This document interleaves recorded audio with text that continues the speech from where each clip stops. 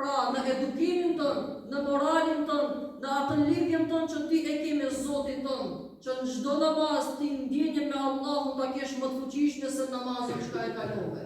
Pra ata të cilët kanë në namazin e tyre khushu, pra që kanë frikë respekt sepse janë takuar me Zotin e tyre, ato cilët namazin e tyre e ndjejnë takimin me Allahun xhelle xhelaluhu o xhelle shanuhu, sepse namazi nuk është një borxh që ne kemi dhe e lam borxhin, është takimi drejt për së drejti që robi e ka me Zotin e tij. Prandaj duhet me e ndjek këtë takim nëse dëshiron të ndjesh aromën e xheneteve të larta të Allahut të madhëruar. Por a mjafton vetëm kaq? Nuk mjafton përsëri vetëm kaq. Walladhina hum 'anil lahwi mu'aridun. Pra ato që duan xhenetin vërtet dhe që dëshirojnë të jenë pjesëtar të xhenetit vërtet, atëherë ato duhet të braktisin fjalët e kota. Ato duhet të braktisin fjalët e kota. E çka është fjalë e kotë në sheriatin islam? Është çdo send e cila të bën dëm ty. E çka të bën dëm ty? Çdo përgojim çka e bën njeriu i bën dëm atij dhe jo atij cilin e përgojon.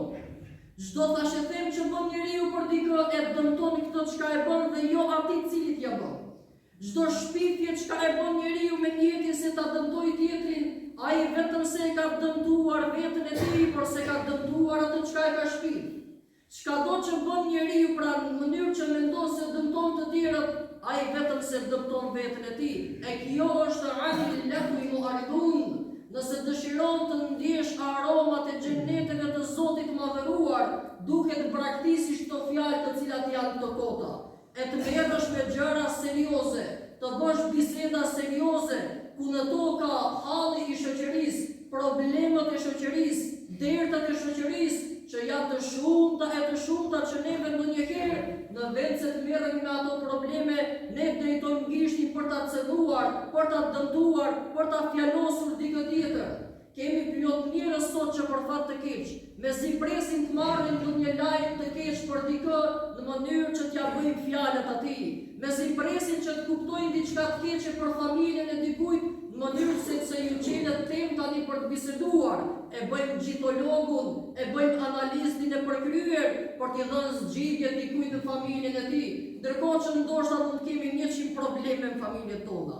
Ne sot mezi presim që të flasim për fëmijët e dikujt, se sa të këqin që i kanë ato, se në rrugë të gabuar që i kanë ato, sa kështu që i kanë ato, ndoshta fëmijët që ka i kemi në shtëpit tona janë edhe më keq se ato. Mirë po, ne pra nuk shohim ato që kemi brenda, mundohemi të shohim ato që ka ndodhi jashtë. E kjo është anil lahwi mu'aridun.